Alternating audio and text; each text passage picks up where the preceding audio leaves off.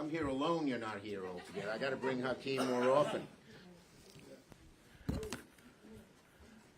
Okay, good afternoon. First, I'd like to announce that all 47 Democrats will vote against Russell Vought.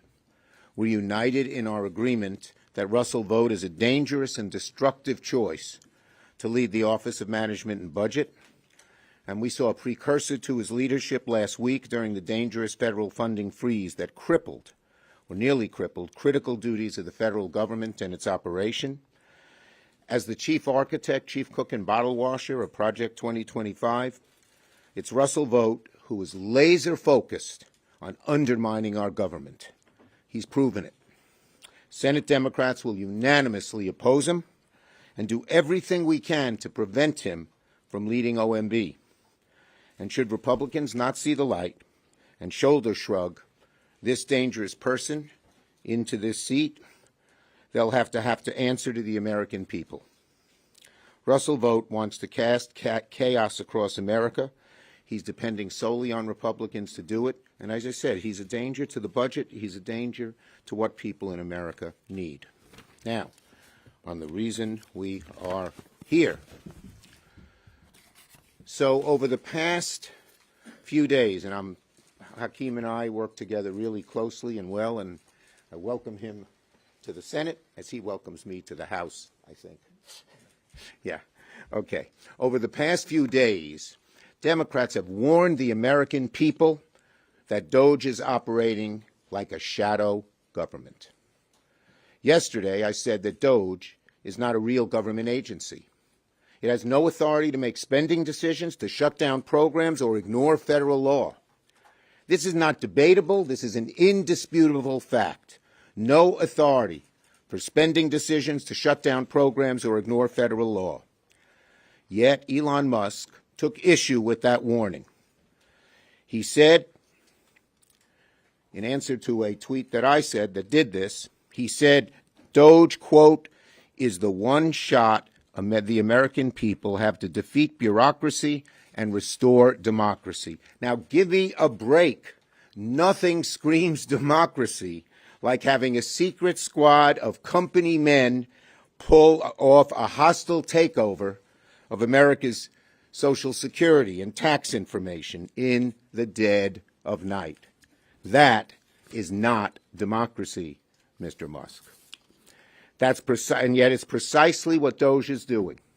It's letting a small group of unelected people, secret, run rampant through the executive branch, accessing the private data millions of Americans need, and God knows what they're going to do with it.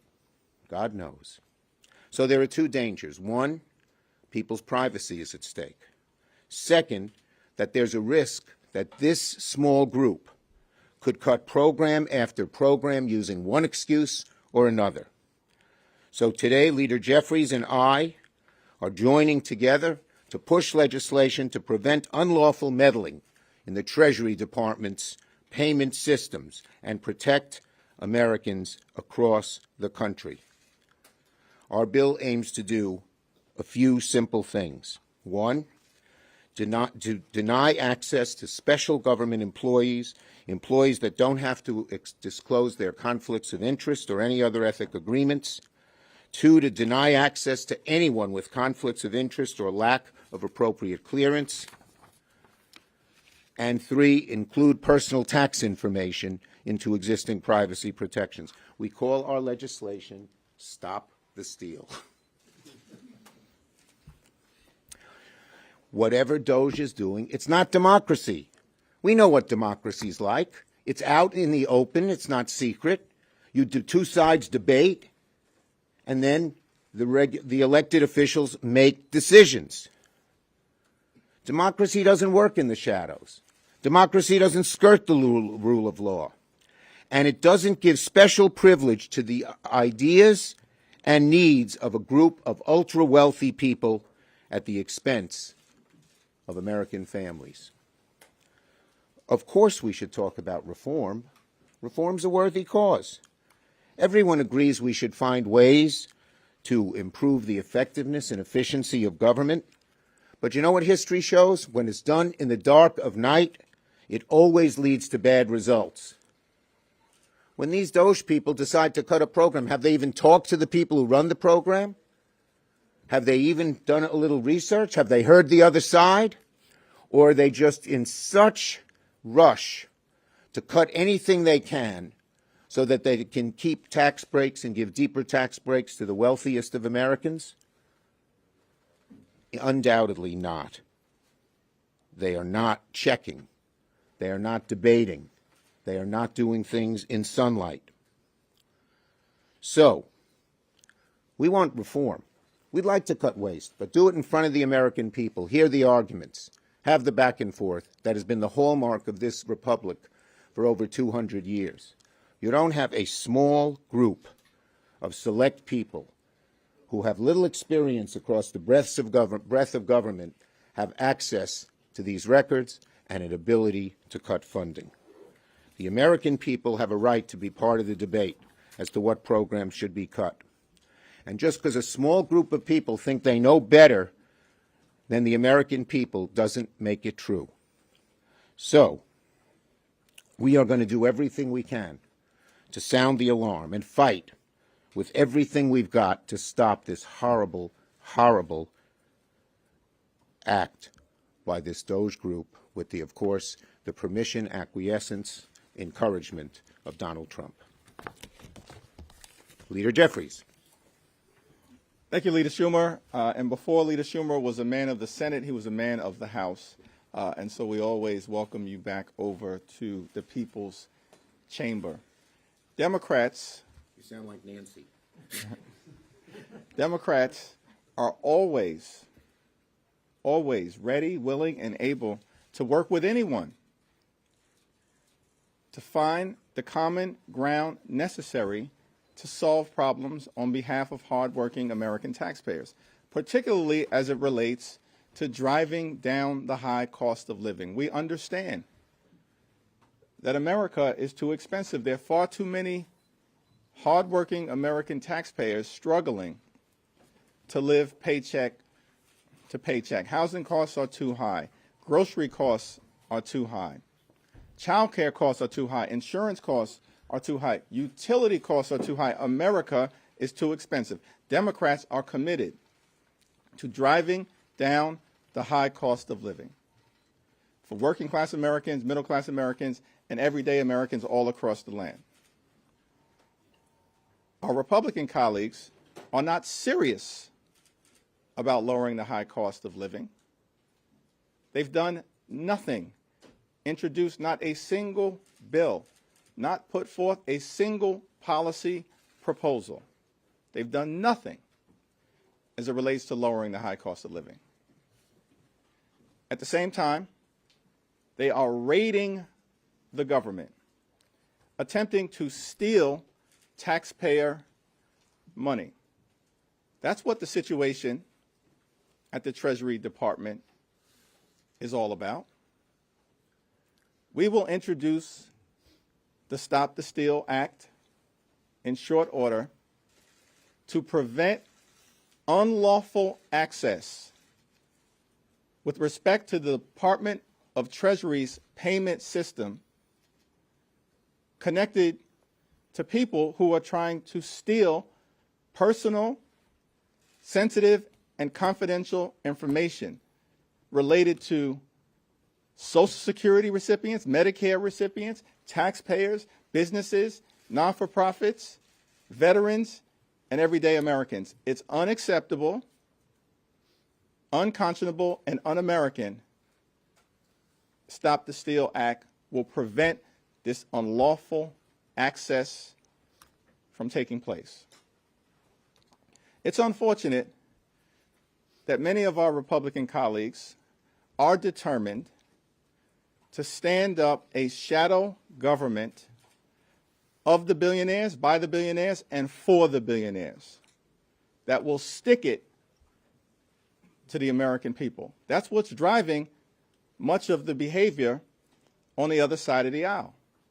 Because at the end of the day, my House Republican colleagues are determined to pass massive tax cuts for their billionaire donors and wealthy corporations, and then stick working class Americans with the bill by doing things like ending Medicaid as we know it. We won't stand for it.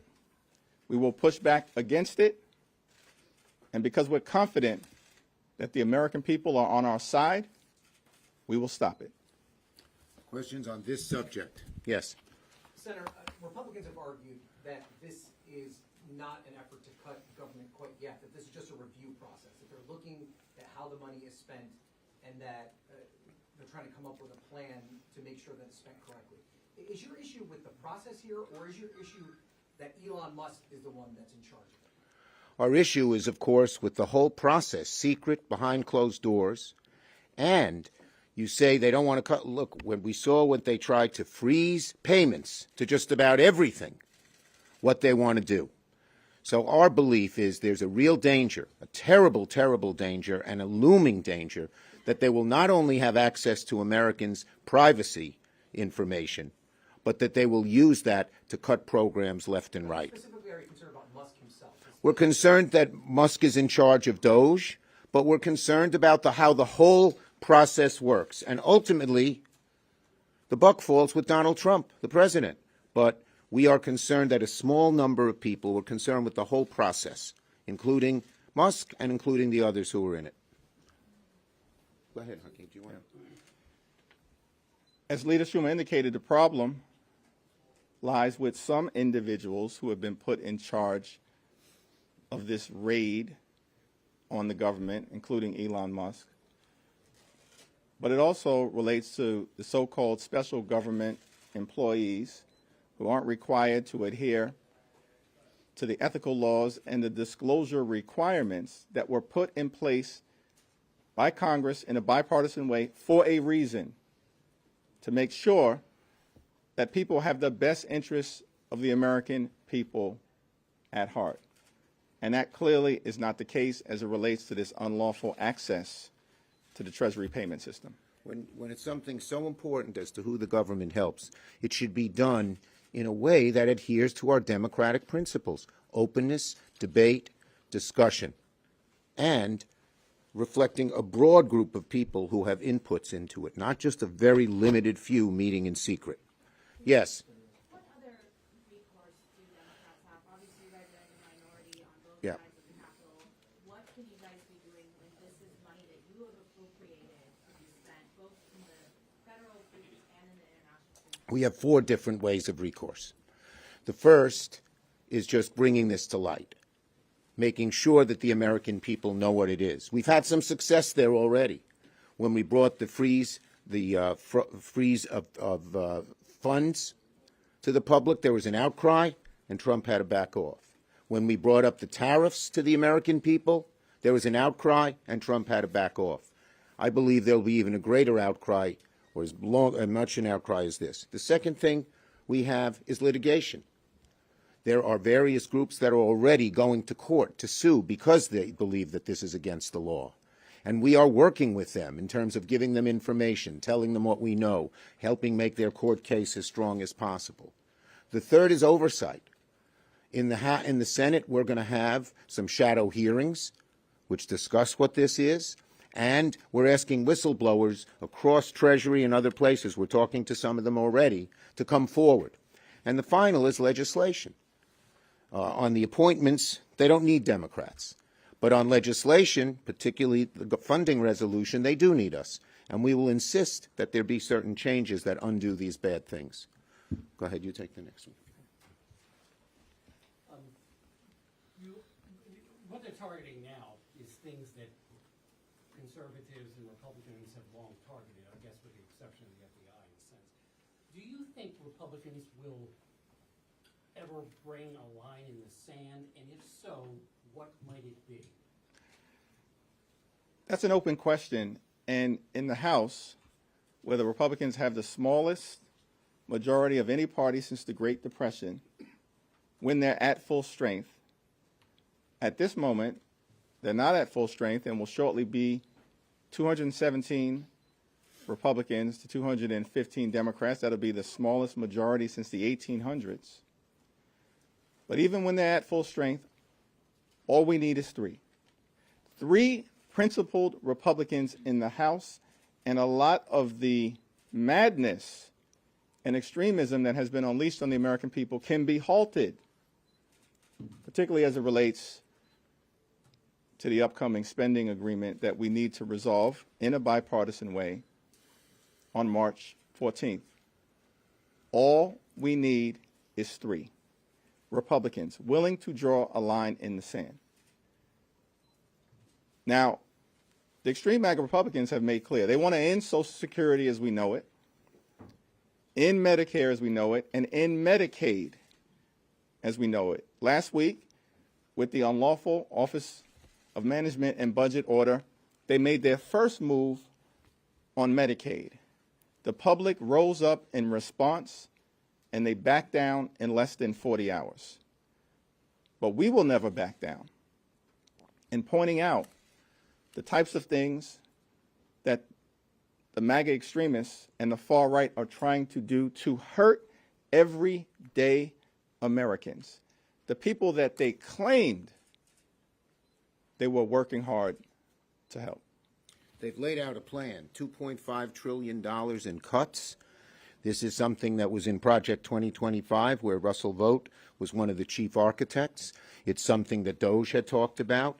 And the cuts will be deep. They can't do $2.5 trillion without cutting so many of the things the vast majority of Americans, Democrat and Republican, really care about.